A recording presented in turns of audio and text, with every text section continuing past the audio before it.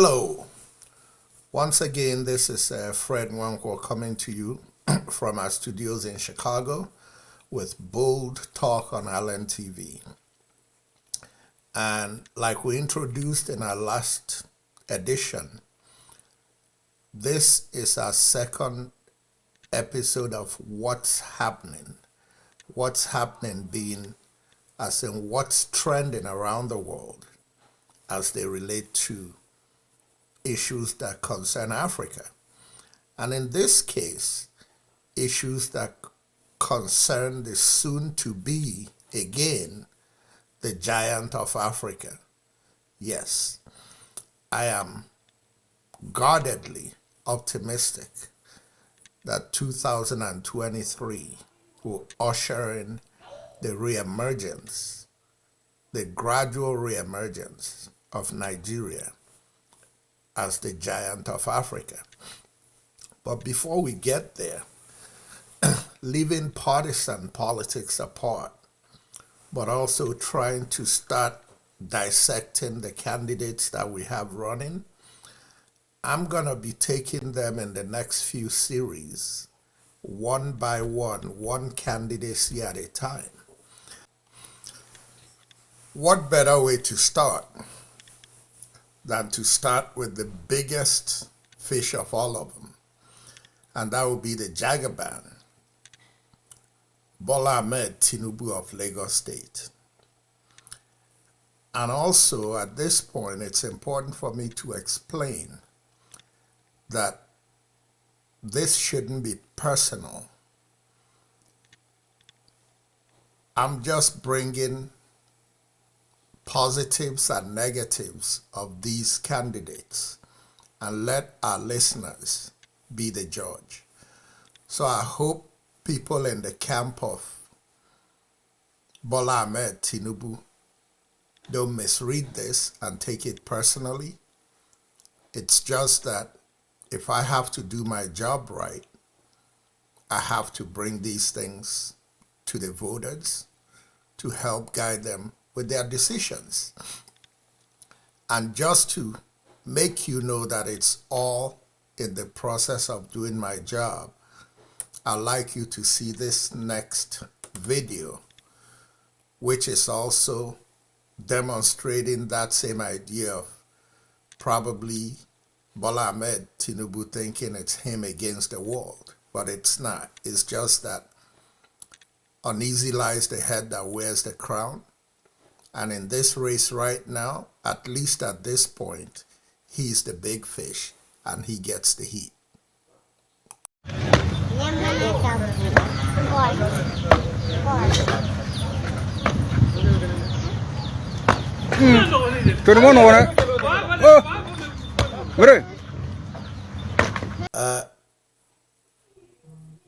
I'm going to start out like this.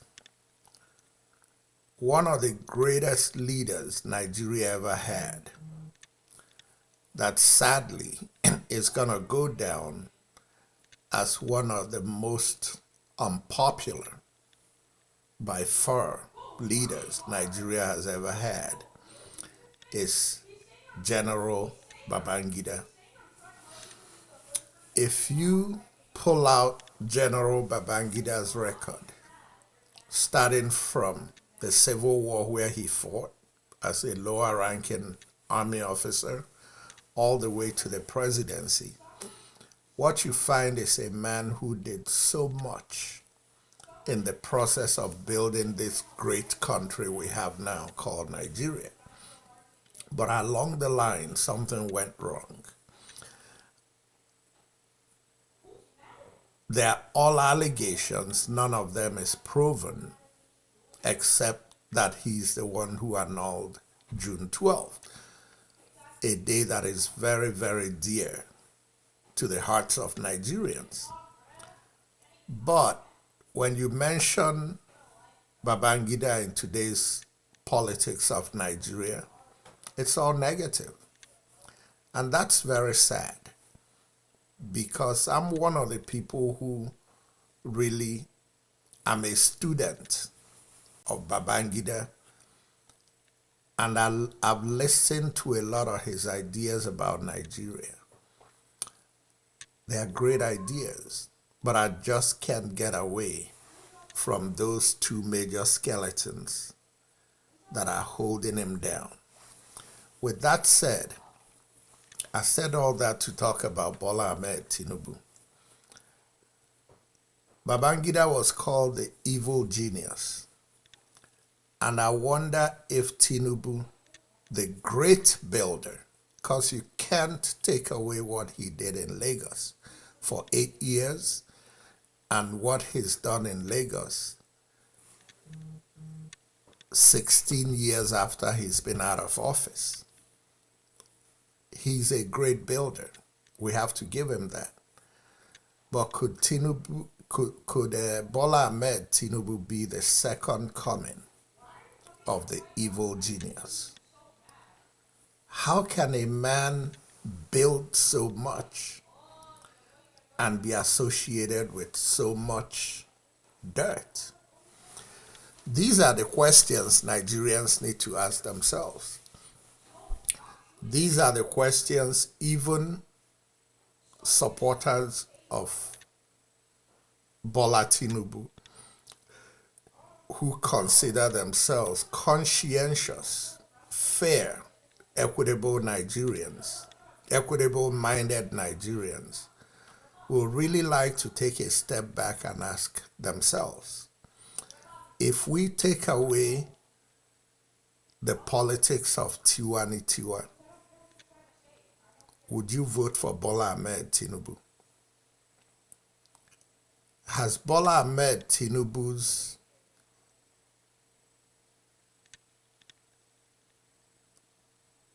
antecedents that are not things that you, his supporter, consider beautiful, have they been against people from outside the Southwest? Or have they been things that he has done that questions the integrity of leaders of the Southwest? Those are questions you have to ask yourself. Those are not answers I have to give you. I don't have any answers. You just need to ask yourself questions and answer those questions. And in your own answers, let God be your judge. On transparency, this great builder called Bola Tinubu, assuming he becomes the next president of Nigeria, looking back at how he has handled Lagos in the last 22 years, do you think he's been transparent in decision making? Do you believe you've had a say in how economic decisions are made, many of them which have turned out to be good projects? But do you think he's been transparent about the financial numbers involved in those economic decisions? I don't have the answers. I only have these questions for you to answer. It's your conscience, not mine. It's you and I who are going to live with the decisions you make that may help put him in office. Just like we are living with the decisions, figuratively, we made that put this current administration in office. Think about it. Has economic policies in Lagos over the last 22 years been competitive? Do you feel that the best qualified people with the most competitive bids have been the ones who built the things that were built in Lagos? And if not, have the cost of building those things justified the amount of money spent in building them? It's not about being a builder. It's about being transparent. It's not about being a builder. It's about being a fair, equitable, just administrator when it comes to competitive bidding to get these jobs done. Again, I'm not asking you questions you need to answer to me. It's questions you need to answer to yourself as you go about deciding which way Nigeria goes in 2023. The spin doctors are going to be out there. They are going to be all over social media. They are going to be all over the mainstream media. Many of them are going to be hired guns, wearing journalism suits, but working based on how much has been stuffed into their pockets. And this has nothing to do with the good journalists who we have who report objectively. But they are going to spin this man and his qualifications and how he's the best thing that ever happened to Africa since apple pie. It's going to be out there. While it's out there, all I ask is buyer beware. And as you buy, take time and look at the last 22 years. The records are there. Based on those records, is this somebody you want to entrust the leadership of the new direction that Nigeria needs to go? The Lekki toll gate. Well, this is a general question, but it's actually targeted at the youth. Ask yourself questions about the Lekki toll gate. Look at the other candidates in the race. Which one of them do you believe will protect you if a similar Lekki toll gate happens after 2023 while they are president? The answer, my friend, is blowing in the wind. But don't ever forget the Lekki toll gate. Don't ever forget the people who sat back and never, for once, criticized what happened to our children who were peacefully demonstrating for change that is needed in a country that has been very wicked to its people. Don't forget the Lekki toll gate. There are a lot of skeletons in the closet. I want us to look at the skeleton in every candidate's closet, especially the three main candidates from PDP, APC, and the Labour Party. Take a good look at their closets and see if there are skeletons that exist. I'm not going to say any skeleton that I suspect in anybody's closet. Many of us know what those skeletons are. Remember the lives that we lost, innocent lives that we lost. Let's think about who stayed quiet, who had the tools to investigate, but they chose to be quiet over the last 22 years.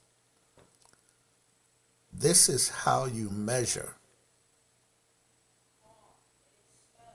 your leaders. This is the logical way to make political decisions if you're serious about changing a system that stinks.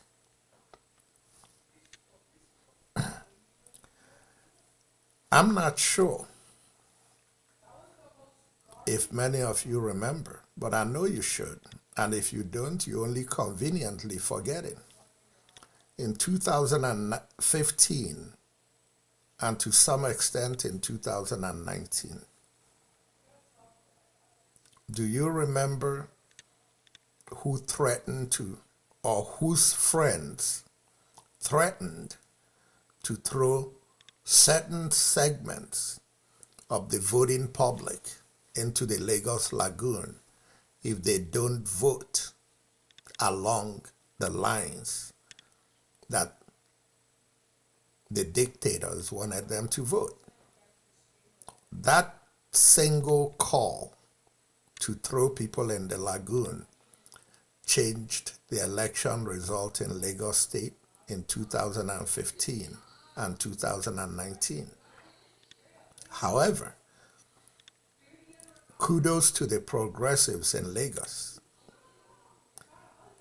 because we have a way of painting a broad brush when we talk about different regions: the southwest, the southeast, the north, the middle belt, the south-south. But these regions are not monolithic. There are different kinds of people there, but there are a lot of progressives there. The progressives in the southwest voted their conscience, and because they voted their conscience, 2 states in the southwest went for a different political party and not the one they were iron-handed to go for. And Lagos State held on by its shoestrings for the ruling party to take it. But if those elections were fair, you know that the progressives in the southwest in Lagos would have turned the elections in Lagos. When you choose a new president, are you looking for a president that forces his way into the ballots and the choices that people make at the ballot boxes? Are you looking for a new president that will teach Nigerians and teach our children how to run a fair election? I don't expect answers from you. I don't have any phone lines to take your calls, but those are questions you want to ask yourself. Folks, there was a commercial, an automobile commercial in the U.S. in about 25, 30 years ago, as the U.S. cars started modernizing. And it was an Oldsmobile commercial. And the line went something like this: "This is not your grandpa's Oldsmobile. This is a new generation of Oldsmobile." I say this especially about Lagos State, but about Nigeria in general. This is not the Lagos State where lagoon threats resolved elections. In 2023, let's make it a Lagos State that is a post-Lekki toll gate massacre Lagos State. Let's not forget the lives we lost in Lekki at the toll gate as we go to the polls in 2023. I have followed politics all my life that I can remember. I don't think I've ever followed Nigerian politics as closely as I'm following the politics towards 2023. This election belongs to our youth. Our youth are spending a lot of time on social media. I make this appeal to you. Even if you're going to spend time on social media, don't make it wasted social media time. Make it social media time that counts. You may want to study the man from Lagos State who was the architect of the administration that has led us for the last 7.5 years. This monster that we are dealing with in Nigeria today, insecurity, kidnapping, armed robbers, unknown gunmen, unemployment, inflation, high prices, petrol lines. Need I go on? This monster was architected. That's a word I made up. It was architected by none other than the man from Lagos State who is running to be president of Nigeria. He cannot run away from the sufferings Nigerians have gone through the last 7.5 years. And now I ask you this question, including his supporters. Are you going to elect a man that has created every headache you had, that has played a role, directly or indirectly, in creating the headaches you've had the last 7 years? Or are you going to find an alternative direction to try somebody new? To try somebody new that may give you a new direction away from the sufferings you've dealt with the last 7 years. I don't want you to judge him by the policies that we know he was not directly involved in making. I want you to judge him by how outspoken he was against those policies, or how silent he was about those policies. We have choices. We all make mistakes. When we go to the voting booth, we are voting, if we are voting objectively, based on perceptions we have.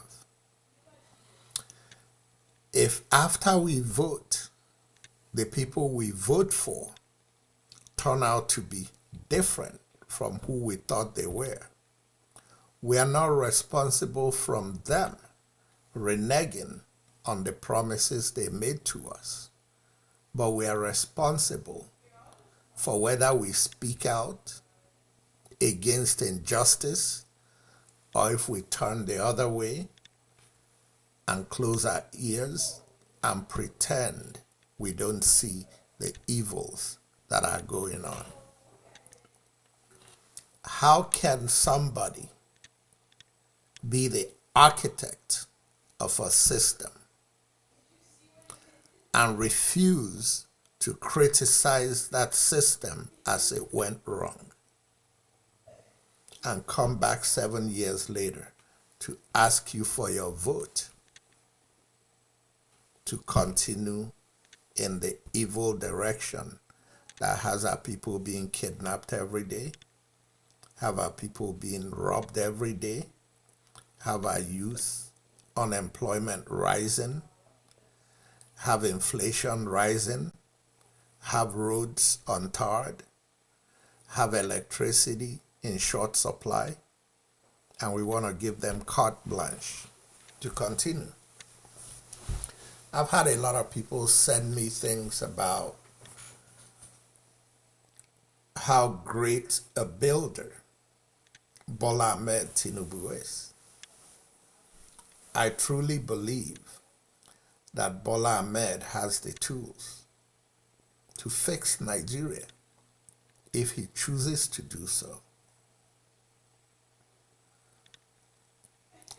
The place I differ with him is whether he'll be transparent in the process of fixing Nigeria, and whether his bids for contracts to fix Nigeria will be competitive so that the best qualified Nigerians are the one handling the jobs, and so that Nigerians are paying way less per project and not making billionaires out of projects that should have cost millions of dollars.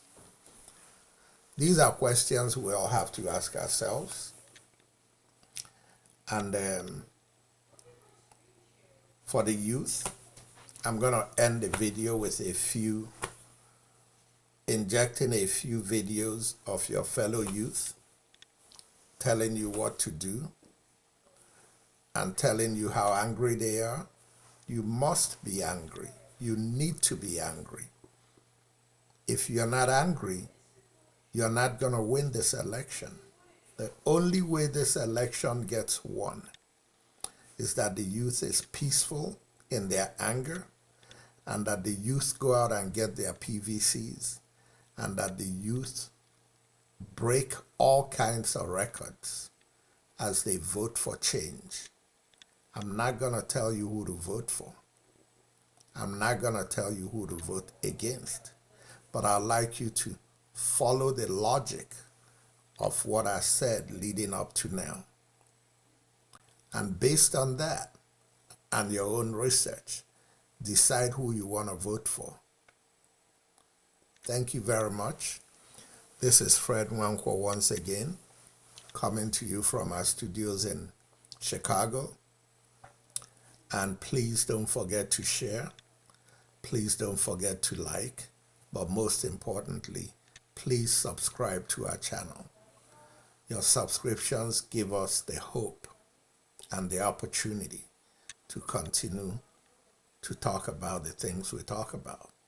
In the next editions, I'm going to bring a similar critique on Abubakar Atiku, and following that, I'll bring a critique on Peter Obi, and I'm going to try to put the things out there just the way they are. You be the judge. Thank you very much, and I'll see you next time. My name is Ebuka. I really like you. I don't know if you can just give me your number. I'll get to call you later, okay?